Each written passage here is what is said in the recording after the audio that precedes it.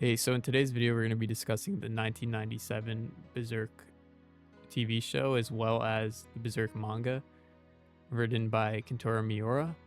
We're going to be discussing some of the important themes within the show, how they relate to our own lives, as well as important questions posed by the show that are quite relevant towards life in general.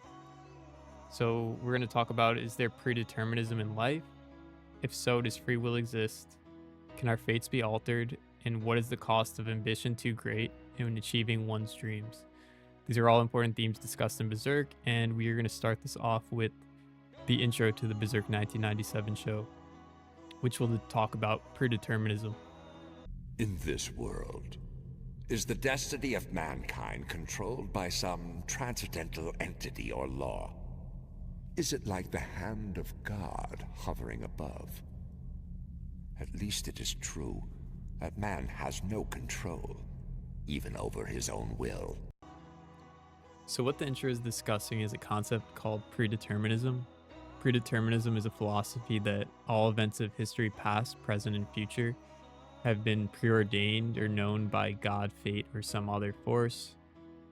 At its core, it basically means that no matter what you do, the events that are going to play out are going to play out because they were written that way, essentially. It's almost like a book where events are written out, and no matter what you do, you can't change the outcome of them. So, the concept of predeterminism is a central theme in Berserk. The entire Golden Age quite literally plays out exactly as the God Hand wanted it to, with the culmination of the eclipse and the sacrifice of the Band of the Hawk. Of course, Guts does escape, which we'll speak about a little bit later. But in real life as well, there are certain aspects that are predetermined by chance, wealth, what your parents are like, where you will grow up, the genetics you have impacting your overall health. And in life, things just happen often without any reason, just totally random. So, like, some people hit the lottery, other people get eaten by sharks. The point is that things kind of just happen. Um, but assuming you didn't get eaten by a shark and are in fact alive, you do still have the ability to overcome adversity and struggle in your lives. This next clip illustrates this, and I will further explain how Guts is inspirational through his resilience and his use of free will within the show and the series. You're going to be all right. You just stumbled over a stone in the road. It means nothing. Your goal lies far beyond this, doesn't it? I'm sure you'll overcome this. You'll walk again. Soon. Yeah, so basically, this clip was illustrating the concept of when there are struggles to push past them, and that in the long run of things, it'll just be a pebble in the road and not as big as you make them out to be. Here was an example where Guts was exhibiting his own use of free will to leave the Band of the Hawk and carve out his own path and dream. Unfortunately, in this case, that actually was also preordained, so it would set up Griffith to be captured by the king and then tortured for a year. But that's besides the point. So the introduction of the character Nosferatu Zod, I found to be quite a pivotal moment in the show. Up until this point, there was no supernatural elements to the actual series. Up until we hear about a character named Nosferatu Zod, who's a warrior they believe to be immortal, having been seen on the battlefield for centuries.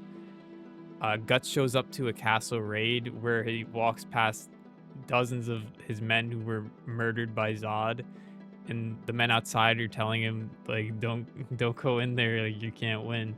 But instead of giving into fear, he faces his problems and goes head on into them.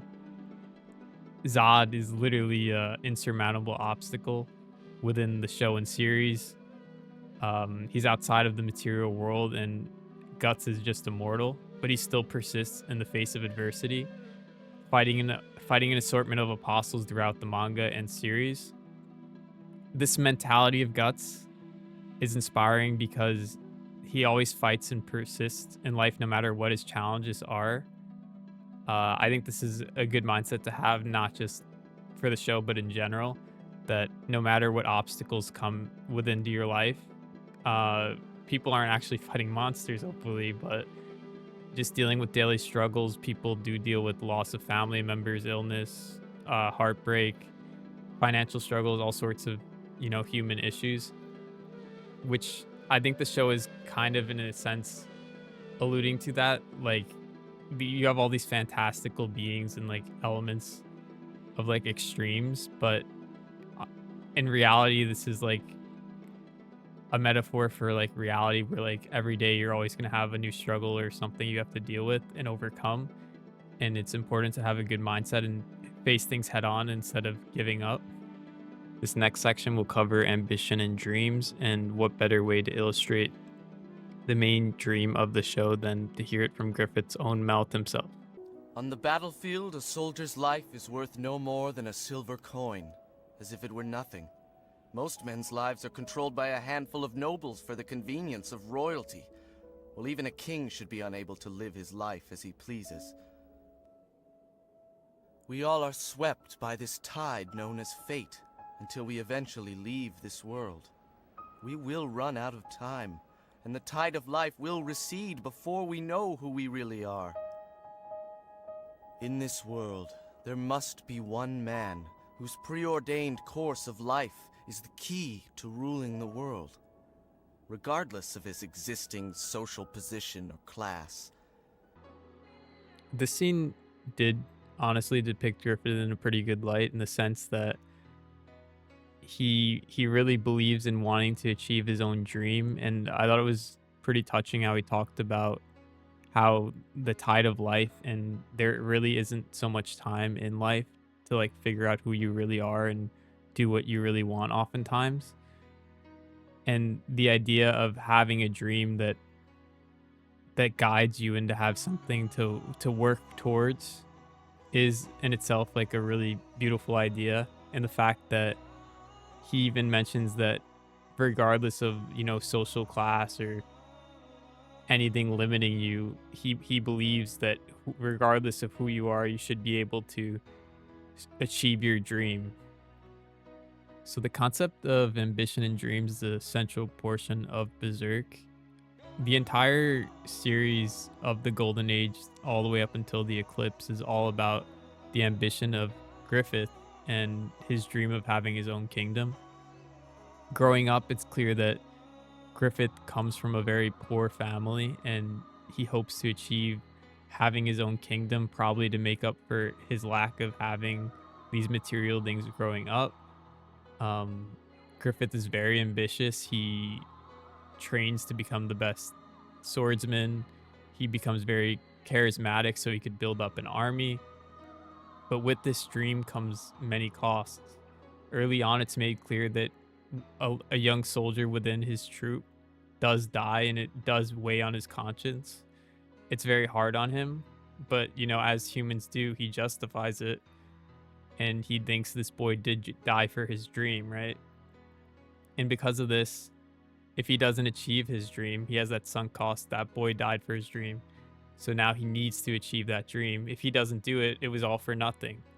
So this mindset's clearly depicted within the Eclipse, where Griffith quite literally is willing to sacrifice everyone around him to go to hell for eternity and give up all of his humanity just to make his physical transformation from the disfigured Griffith to Femto.